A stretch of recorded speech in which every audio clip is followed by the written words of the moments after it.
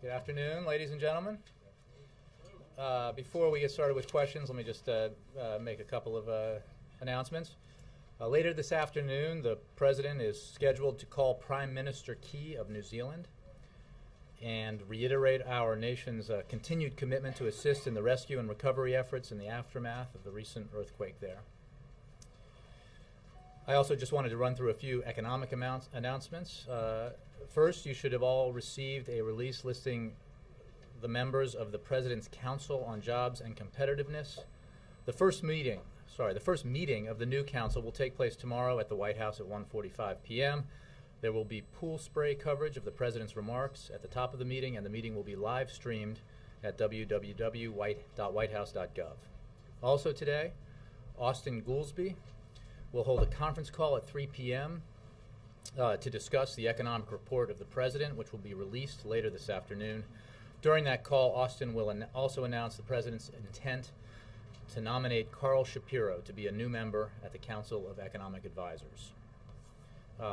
With that, I will take your questions. Okay.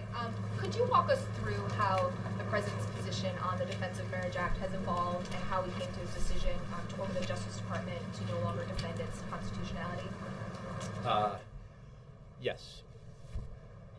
The President's position on the Defense of Marriage Act has been consistent. He has long opposed it as unnecessary and unfair. Separate from that, or distinct from that, is the decision that is announced today, which was brought on by a court-imposed deadline by the Second Circuit that required a decision by the administration about whether or not this case should require heightened scrutiny, heightened constitutional review. Because this, unlike the other cases in other circuits, there was no precedent, no foundation upon which the administration could defend the Defense of Marriage Act in this case. Therefore, it had to basically make a positive assertion about its constitutionality. The Attorney General recommended that the higher level of scrutiny be applied, and under that higher level of scrutiny, deemed or recommended that it be viewed as unconstitutional. The President reviewed that recommendation and concurred. Therefore, again, because of the court-imposed deadline and the necessity that this decision be made, our announcement was made.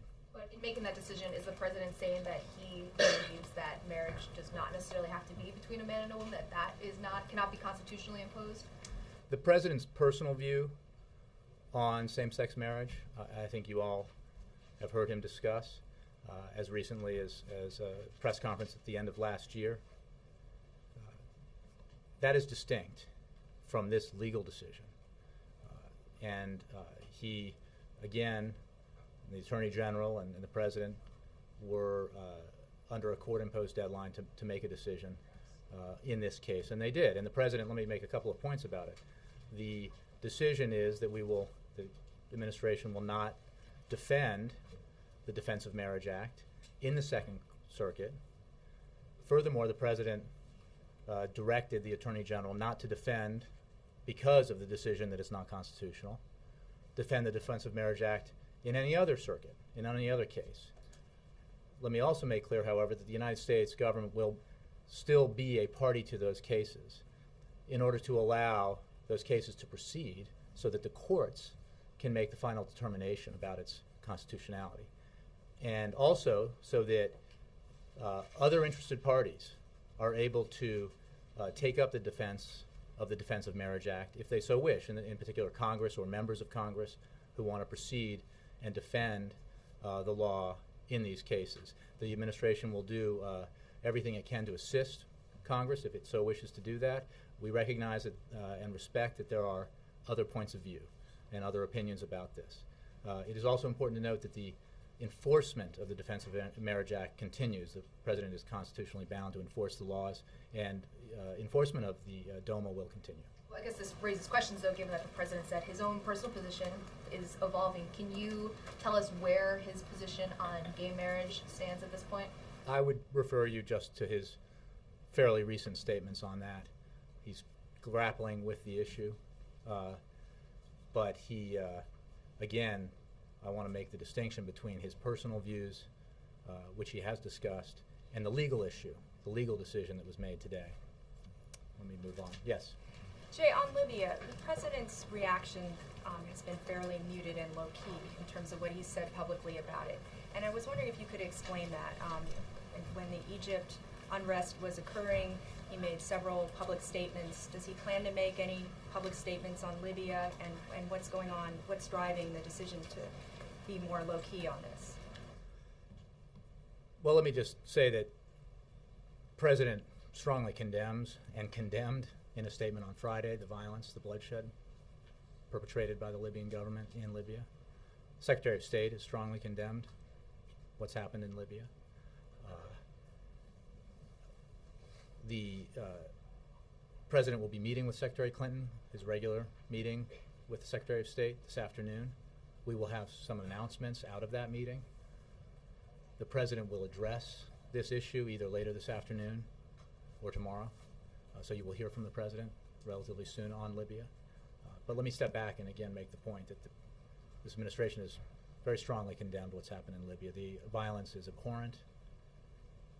It is completely unacceptable. And the bloodshed must stop.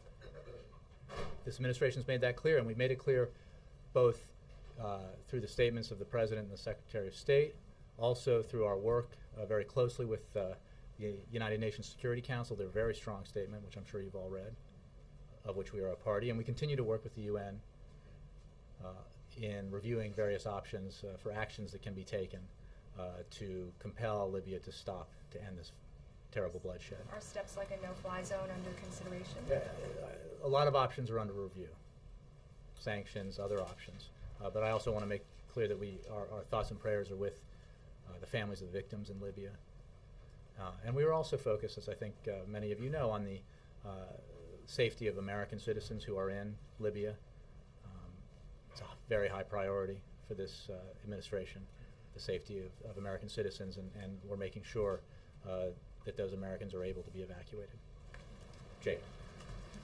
Can you articulate a policy that the Obama administration has for this sweeping wave of protests that are breaking out in North African and Middle Eastern countries?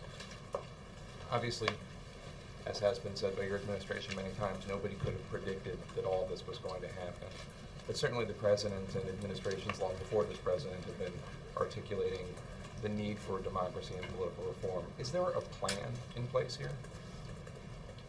There is a policy, Jake, and we've been very clear about this. And what is important about this policy is that it does apply to every country in the region. First of all, violence against peaceful protesters is unacceptable. The rights, the universal rights of the citizens, the peoples of these countries must be respected. The right to peaceful assembly, the right to free speech, the right to access to information. And the need for reform is paramount. These are principles that the President has enunciated when he's talked about every country in the region that's experienced unrest. I don't dispute that. Those are certainly the principles that he has consistently articulated, but that's not really necessarily a policy for what to do in this country, what to do in that country. This country, Egypt, has a functioning military. Libya has a complete vacuum, a lack of infrastructure. Is there a policy for not just beliefs that the President holds or America holds, but steps that the country will take given unrest in various countries? Well, the principles guide the policy. And you are right to note that each country is different. The President's made that point. Every country is different. Every country has a different tradition, different institutions, and a different relationship in some cases with the United States. But it is important that those overall principles guide our actions. And what I would say is that in each case, we are guided by the principles and also by the fact that the unrest, the demonstration by the peoples of these countries of their desire for greater political, greater access to the political system, greater freedom, fuller rights, we support those aspirations of those peoples, and but we are not dictating outcomes, and we are not telling the people of any country who their leaders should be or should not be. That is up for the people of Libya to decide, just as it is up for the people of Egypt to decide. Is it fair to call this policy, as it's formulated, ad hoc or ad libbed? No, I think in quite the contrary. It's been there is a very clear set of principles that guide the policy, and I think that when you talk about broad policies in the foreign policy arena, the ones that are not ad hoc are the ones that are guided by a broad set of principles and not situation specific or country specific, which is not to say, as I said, that how we handle or react or act proactively with regard to the situation in every country doesn't differ depending on the country, because we obviously want, we're looking for positive outcomes. But this is my final question, I'm sorry, but just, you guys are prepared, you have a policy for if this were to happen in Jordan, if this were to happen in Saudi Arabia, if this were to happen in Morocco, you have plans for all of these different countries? Like, I'm not sure what you mean by plans, but we would be, without speculating on what might happen, our policy in the region and towards the unrest we've seen in these countries has been consistent and would apply going forward. If there is a clear set of principles, why has the President chosen to not enunciate them for several days now? The last statement was from you on Friday, not from it was the President's words, but delivered by you on Air Force One. The President, when he comes out and makes a statement, I know you're saying he might do it later today, maybe tomorrow. In the meantime, hundreds of people have been killed in Libya. So why has he chosen to not enunciate those very principles you say are clear? Well, I was merely a vehicle for that statement. The President puts out statements on paper sometimes. I happened to be on Air Force One and read it aloud, but it was also put out and disseminated everywhere on paper. Microphone several times. And he will be, as I said, at either this afternoon or tomorrow on this issue. I think that the Secretary of State has been quite forceful in her condemnation, as was the President on Friday, and Ambassador Rice in New York at the United Nations. I don't think there's any mystery about our position here and our forceful condemnation of the violence that has been perpetrated by the Libyan government against its people. What you said about the Americans that are on the ground in Libya, is that a key driving force here to make sure that they're safe? And if he went out there and spoke, it might backfire. The President is obviously concerned about the safety of American citizens, no question. And that is an important factor in any country. And the circumstances of American citizens are different in each country. The protections they have, say, at the embassy might be different in one country than the protections they have in another.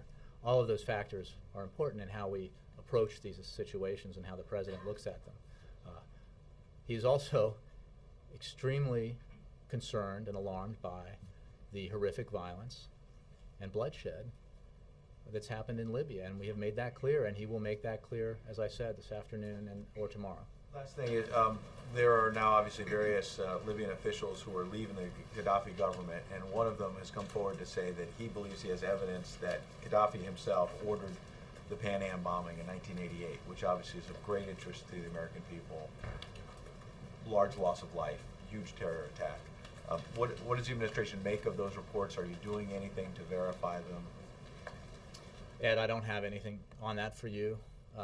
Obviously, we're focused right now on the events that are unfolding in Libya, how we can work together with our partners internationally to take the kind of steps that will bring about the end of the bloodshed and the protection of the rights of the citizens, the people of Libya, and also the protection of American citizens still in Libya. So I don't have anything for you specifically on that. Mark. Jay, can you tell us what will be the determining factor on whether we hear from the President today or tomorrow? Just one second. This is just a scheduling issue. As I said, the President will meet with Secretary of State Clinton this afternoon in his regular meeting, and they will obviously discuss Libya. We will have something to say out of that meeting, and it's possible the President will speak this afternoon or tomorrow. But I assume we'll have information on when that will happen fairly soon for you. Might it be about U.S. diplomatic relations with Libya? I'm not going to speculate on what goes into decisions about the president's schedule on when he will make a statement, but I just wanted you to know, because I anticipated questions about this, that the president will be addressing this issue in the near future. All right. And on government shutdown, is it the White House belief there won't be a shutdown starting March 5th? It is our belief, the president's belief, that the Congress, the congressional leaders, and certainly have said, and we have said, that we believe there is the strong potential there for us to reach an agreement to avoid what you call the government shutdown. And I think, again, I would point you to comments made by the House and Senate leaders, including the Speaker of the House and the Senate Minority Leader, about their desire to avoid a shutdown. And I think it's driven by the same reasoning that we adhere to, which is an outcome like a government shutdown would have harmful effects on our economy, would set back our economic recovery, would potentially reduce our growth and reduce our job creation efforts, and that is the focus that this president has every day. And I believe there was a study, a Goldman Sachs study, that pointed, sort of spelled out and analyzed the potential impacts that a government shutdown might have on the economy, and we obviously, like the leaders of Congress, want to avoid that, and we believe we can. Is the White House engaged in negotiations on a new CR, a short-term CR? Mark, what I can say is that, as the president has said and others, we are very interested in sitting down with, talking with leaders of Congress of both parties, and we have been obviously in discussions with them. Some of those meetings here are you aware of. The process is a congressional process, and the House has acted, the Senate has to act. There are other steps that have to be decided between the House and the Senate, but we are certainly participating in a process, and again, are optimistic that decisions can be made to resolve this without harmful effects to our economy. Has the ferry that was chartered to evacuate U.S. diplomats and other foreign nationals from Libya left yet?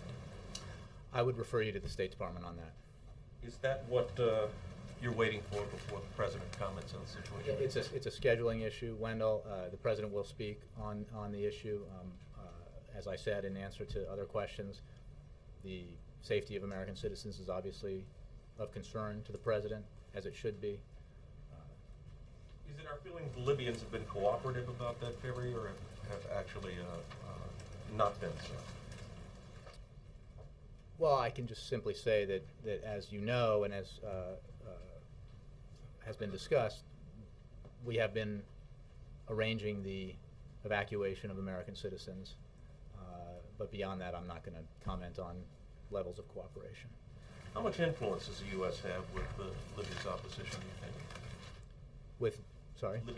Libyan opposition, with opponents of Gaddafi. The issue for us, for the United States, again, is to enunciate our clear principles and to make it clear, as we did in Egypt and elsewhere, that the drivers of change in these countries, and this applies to Libya, are the people, in this case, the people of Libya. Our principles are very clear about what our position is, that governments should never use, that there should not be any kind of use of violence against peaceful protesters, that the aspirations, the legitimate aspirations of the people of Libya should be recognized and responded to, and that the universal the universal rights of the Libyan people need to be recognized and upheld. So, that's how I would answer that question. A couple more questions. Does the President support Senator Kerry's call for a reimposition of sanctions? We are looking, Wendell, we are looking at a variety of proposals, including Senator Kerry's, and again, we are eager to work with our international partners to take the kind of actions that will be effective in bringing the Libyan government to the point where it will cease the violence and end the bloodshed and stop the incredibly abhorrent actions it's taken against its own people. And separately, Go ahead, but I do want to move on. Yeah. there's an Al-Quds report that says that Hosni Mubarak refused to take a phone call from President Obama. Can you respond to that? I don't have anything on that. No. This issue of policy versus principles in the Middle East. So, American foreign policy has not changed. The president's foreign policy in the Middle East has not changed at all, or it's not changing. It's not. Well, Chuck, the circumstances in the Middle East have changed dramatically. Right. In many ways, more dramatically in the last 4 or 5 weeks than they have in our adult lives. But the principles the president enunciated, as far back and prior to, but as far back most clearly in his speech in Cairo, are the same principles that that are guiding his. So it's fair to say, well, we are in the midst of sort of changing, reworking our Middle East policy.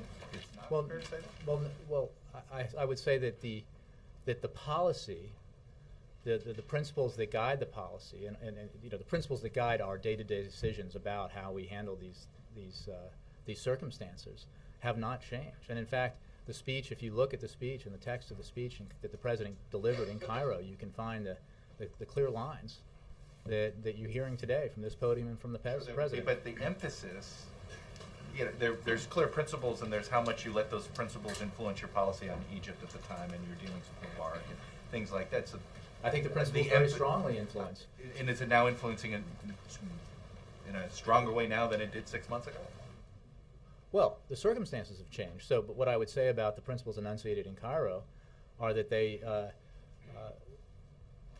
recognized the circumstance in the region whereby there were a lot of people whose universal rights weren't being respected, and that as we've said in other ways, could lead to unrest, and that stability in the region will come with reforms that recognize the universal rights of the people and respond to the aspirations. So fair to say our policies may change, for instance, in Saudi Arabia, because we're going to be emphasizing these principles a little bit more, or you're not ready to say that? I don't accept the premise. I think the principles have been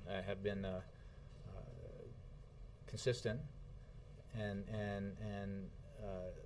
the decisions that policymakers have made have been guided by those principles throughout this process. Budget shutdown. Can you tell us the interaction the White House is having right now? Who at the White House is having the interaction with leaders on Capitol Hill? Can you give us a little bit of I don't background want to on give that? you a play-by-play on our meetings. I would direct you, to the answer I think I gave to Mark, which is that we are interested in engaging, and we have in negotiations. Well, again, I don't want to characterize the kind of conversations, and I would point to you to the fact that this is a process, obviously, that needs to take place on Capitol Hill. Can you at least describe the level of involvement that the White House is in? I mean, you're not Well, simply an observer, right? Well, Chuck, I would point you to the public. Well, I mean, I observe these meetings,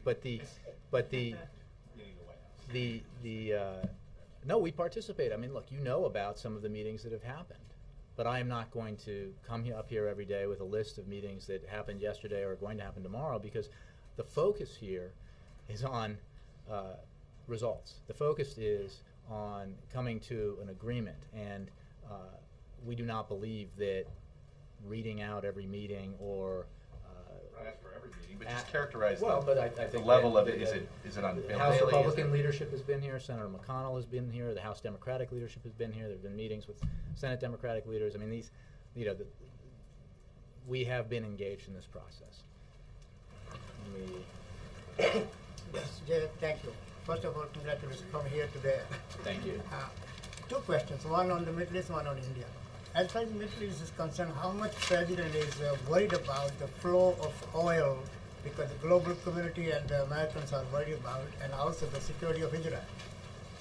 What was the last one? I'm sorry. Security of Israel. If Iran doesn't, Middle East doesn't become another Iran for the Israel. Well, our commitment to Israel's security is unshakable, as you know, and that is always a concern for us. On the issue of oil, obviously, we are monitoring oil prices very carefully, but I wouldn't speculate about where those prices may go in the future. Second, as far as India, when President was in India in November, and he announced by addressing the U.S.-India Business Council in Mumbai that thousands of jobs will be created here in the U.S. and India-U.S. relations, and Secretary of Commerce was recently in India. So what's happening now as far as India-U.S. relations are concerned, especially trade, commerce, and creating those jobs? And Well, we're obviously very committed to the commitments that were made and to the importance of job creation here that is helped by increased trade with India. But I don't have anything specifically on that for you. Let me go here. Yeah. Let me follow up on oil prices if I can. Since your briefing began, West Texas crude topped $100 a barrel. Is this just a matter of watching, or is there anything the U.S. government can do to ensure continued oil flow from from Africa's biggest oil supplier, North Africa's biggest oil supplier? Well, whenever there's unrest in this part of the world, there are going to be reactions in the markets. Beyond that, the situation is fluid, and I don't want to speculate about where prices will go or any other potential things in the future. But we are obviously monitoring this carefully, and we're concerned about it. But we're just monitoring it. Yeah. Jay, I got a few questions for you on the DOMA decision. Just what kind of reaction are you expecting from Congress as a result of this decision, and what is the administration doing to prepare for that? Tell me again, sorry, what kind of reaction? Are you expecting from Congress as a result of this decision? Is there any sort of backlash from Congress, and what are you doing to prepare for that? Well, I don't want to speculate about how members of Congress might react. We have, I believe, and if you haven't seen these, you should, the Attorney General has both put out a statement and there's a notification or a letter to Congress that explains the course of action that's being taken. But beyond that, I wouldn't want to speculate. I got a statement from Speaker Boehner's office on this issue. This is from the press office.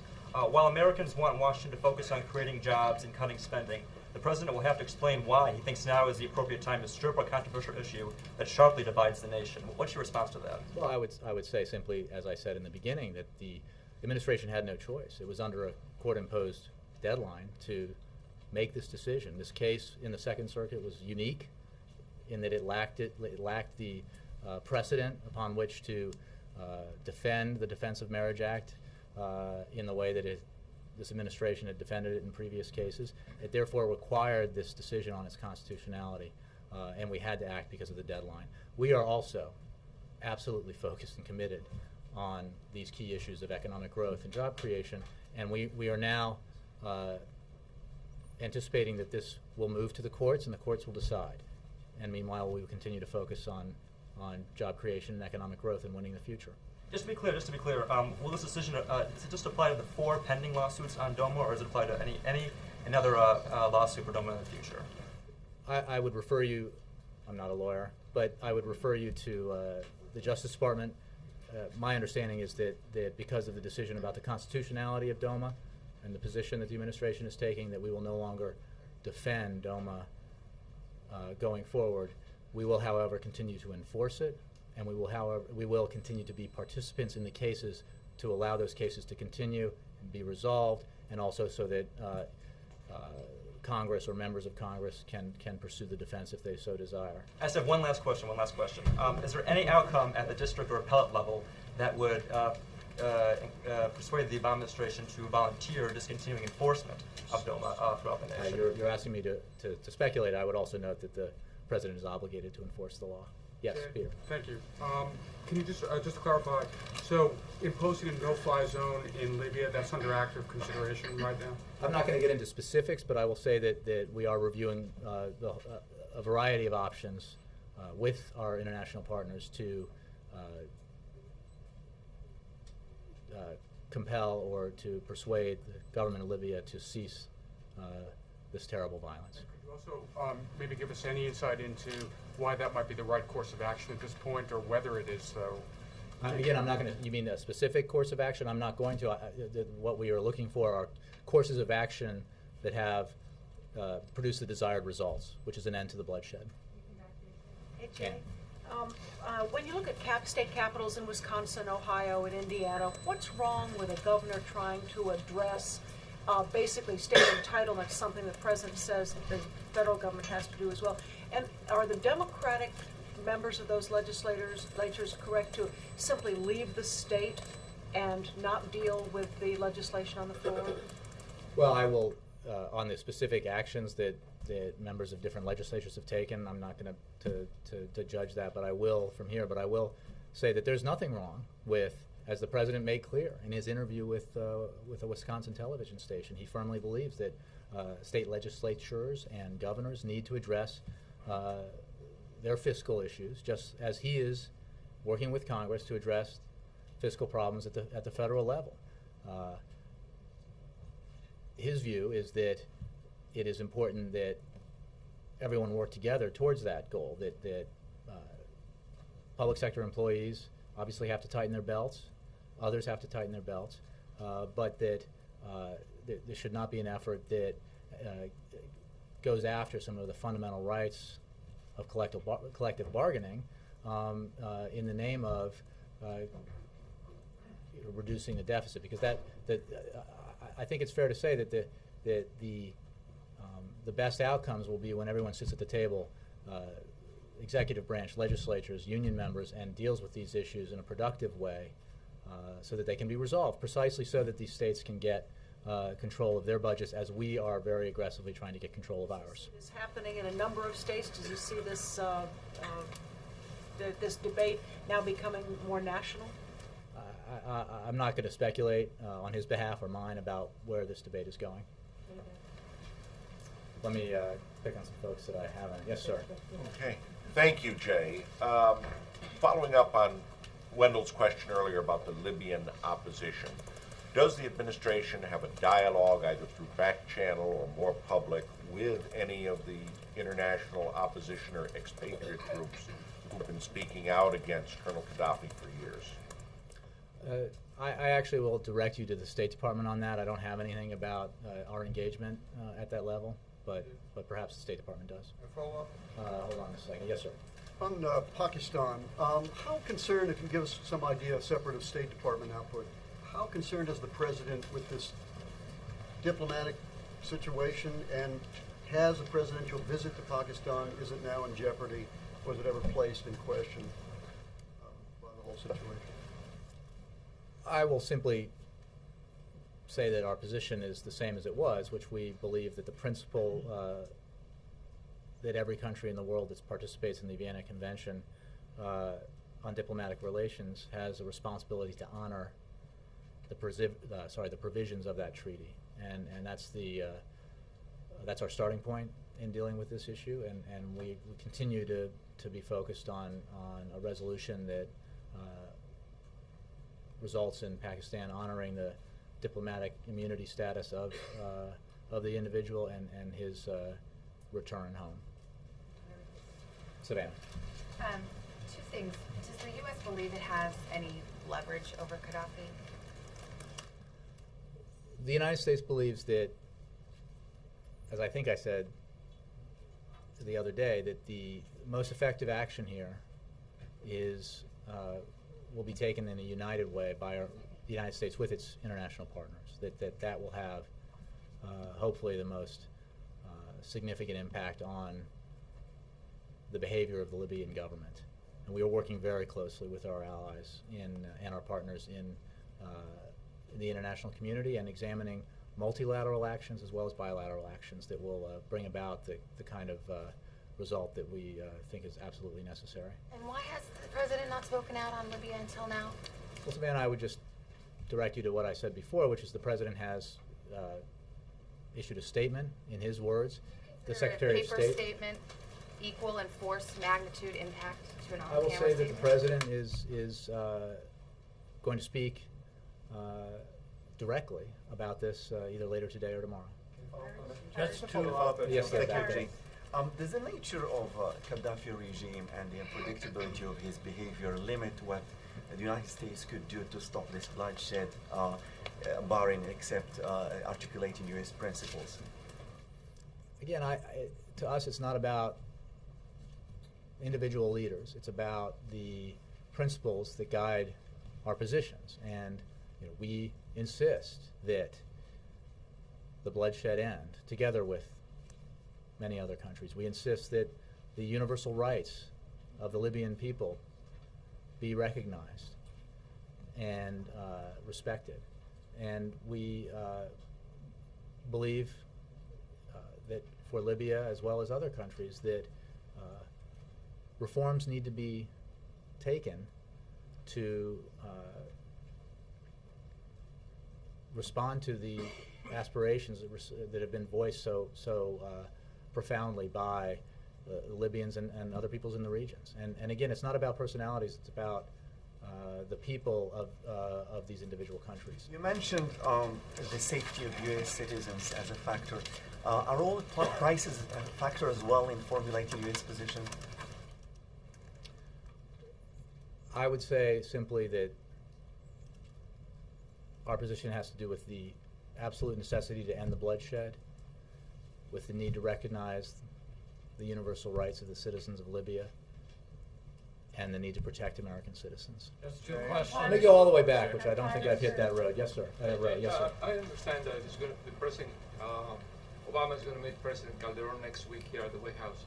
Can you tell us what's the reason of the meeting? I'm sorry, I didn't hear the full question. Say that again. We understand that next week President Obama will receive here at the White House the President of Mexico, Felipe Calderon. Can you tell us what's the reason of the meeting? The reason of the meeting. Well, the President is deeply committed to the strong partnership the United States has with Mexico. I think that is the reason for the meeting. We admire the commitment and sacrifices of the Mexican people as they confront the criminal organizations that have brought so much violence to Mexico, specifically on those issues, which I know have been in the news. But this is a vital and important relationship with an important ally. When is going to take place the meeting? Exactly. The third. I'm sorry. When the day of the meeting? I don't have that. I don't have that for you, but maybe I can get a specific for you. Hold on. I haven't done anybody standing. Yes, sir. Thank you very much, Jay. Just when you say reviewing options with international partners, are we talking about NATO as an entity and NATO members in particular? Well, I think I was referring to the United Nations Security Council, but we're also, we're consulting with our international partners about different things we can do to affect the change that we think is necessary. When we discuss, for instance, no-fly zone, would NATO as an organization, which has been used in the past, could be I don't have anything on you specific options. Just two. Hold on, Andre. Yes, right up front. Yes, sir. How would the White House rate the performance of the Gulf Coast Claims Facility and Ken Feinberg in handling oil spill claims? As you know, in the wake of the unprecedented oil spill, the President worked to secure a $20 billion fund that would be used to pay claims and would be administered by a third party.